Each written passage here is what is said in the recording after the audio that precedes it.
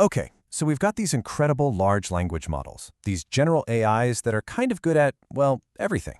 But what happens when you don't need a jack of all trades? What if you need a master of one? Right. That's the big question, isn't it?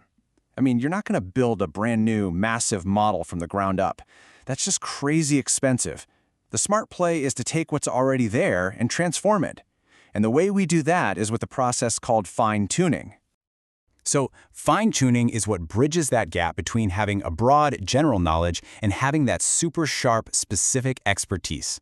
It's how you teach a model to think like a lawyer, write code that matches your company's style, or power a chatbot that actually knows your product inside and out. But, and this is the big but, it's not some magic wand you can just wave. Getting it right is this constant, delicate balancing act. It's a real tug-of-war between three powerful, competing forces. Okay, let's get right into it. You see, every single decision you make when you're fine-tuning an LLM, it's a trade-off between these three critical factors. You're always pulling on these ropes, trying to find that perfect balance for what you're trying to do. So on one end of the rope, you've got quality. This is the prize, right? A model that just nails it. We're talking smarter reasoning, fewer mistakes, and a really deep grasp of your specific subject. But of course, getting that kind of precision costs you. It demands more time and more powerful gear. Pulling hard in the other direction is speed. Faster training means you can try things out faster, see what works, and honestly, keep your GPU bills from getting terrifying. Because let's be real, in the business world, a model that's pretty good right now is often way better than a perfect one that's going to be ready who knows when. And then there's the third force, the one that's not really pulling the rope, but is more like the referee who can end the game at any second. And that's memory, specifically your GPU's VRAM. This isn't a suggestion, it is a hard physical limit. It tells you what's even possible in the first place. It's the ceiling that all your dreams of quality and speed have to fit under. So what's the bottom line here? It's simple. You can't have it all. It's just not possible to max out quality, speed, and memory all at the same time.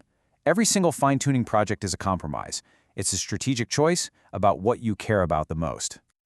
Okay, so if you can't have everything, how in the world do you win this tug-of-war? Well, it all kicks off with a solid strategy. You've got to be crystal clear about what you're trying to do and brutally honest about what you have to work with. And it really all comes down to your context. Just look at the difference. A startup that's just trying to get a prototype out the door, they need to move fast. Speed is everything. But a big company launching a critical service for thousands of users? For them, reliability, which is a form of quality, is absolutely king. Your mission dictates your priorities. But your strategy, well, it's got to face the music. And the music is your hardware and your budget. Playing around on a top-of-the-line NVIDIA H100 GPU is one thing. Trying to make it work on a consumer graphics card, that's a whole different ballgame.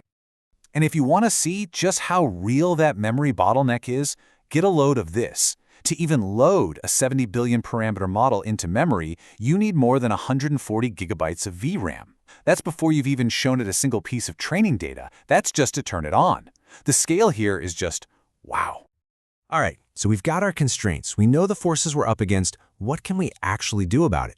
Well, this is where the fun starts. Developers have a toolkit of powerful levers they can pull in their code to actually influence the game and manage these trade-offs.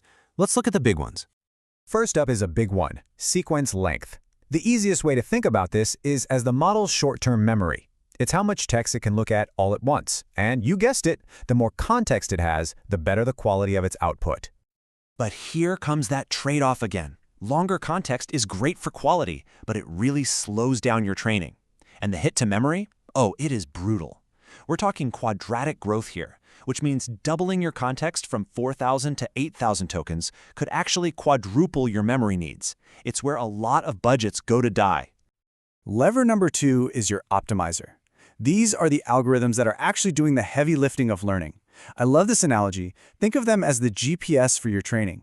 Some routes are faster, some are more scenic and reliable, and some are designed to use way less gas, or in our case, VRAM. So if you want that reliable, steady workhorse for quality, an optimizer called Atom W is your go-to. If you're all about speed, something like Lion might get you to your destination faster. And if you keep hitting that memory wall, you can switch to special 8-bit versions that basically free up a ton of VRAM. Okay, now for what is maybe the most powerful lever in the whole toolkit, LoRa. Instead of trying to retrain all billion-plus parameters in the model, LoRa does something genius. It freezes the original model and just trains these tiny little adapter layers on top. It's like adding a small corrective lens to a giant telescope, a tiny change that has a massive impact. And the impact? It's a total game changer. The quality is fantastic for most tasks, training is way faster, and the memory savings are just huge. There's a reason LoRa has become the go-to standard way to do this stuff efficiently. Okay, so we've got the forces, we've got the levers. How do we actually put this into practice? Well, it boils down to a pretty straightforward workflow. It's basically a three-step dance. First, you pick your starting setup based on what you can afford. Go for the gold standard if you have high-end gear, or be really smart about memory if you're on a budget. Second, run it for a little bit, just to see what happens. Get a baseline. And third, you assess. If you run out of memory, and you will, don't panic. Just make one small, smart change, like switching to that 8-bit optimizer, and try again. So as we bring this all home, what does it really mean to win this fine-tuning game? It's definitely not about just pulling on one side of the rope as hard as you can. Real success here isn't about brute force. It's about finding a smart, elegant balance. It's about knowing your limits and then creatively finding that sweet spot between quality, speed, and memory that actually gets the job done. You don't chase perfection, you chase what works. And you know, all of this, it really boils down to one final, really important question for the future. With these giant general-purpose models getting better and better every single month, you really have to ask yourself, is all the effort and cost of fine-tuning your own specialist still worth it? The answer to that question is probably going to define the next few years of custom AI.